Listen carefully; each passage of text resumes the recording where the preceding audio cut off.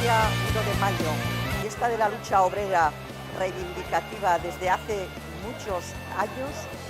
queremos hacer un llamamiento y quiero hacer un llamamiento a toda la clase trabajadora, a toda la clase obrera, dispuesta a acabar con este sistema, a acabar con esta reforma laboral y con este gobierno de corruptos que nos está llevando a la precariedad, a la pobreza, al paro, al hambre. Todas juntas podemos porque somos más. No tenemos que ceder ante los chantajes de este gobierno ni de los sindicatos del sistema, que mientras estamos en la calle reivindicando derechos y dignidad, están hablando de pacto social con los corruptos que nos gobiernan y con la patronal, que son los responsables de todo lo que está ocurriendo a las trabajadoras. Un saludo, ánimo, somos más y podemos terminar con este sistema.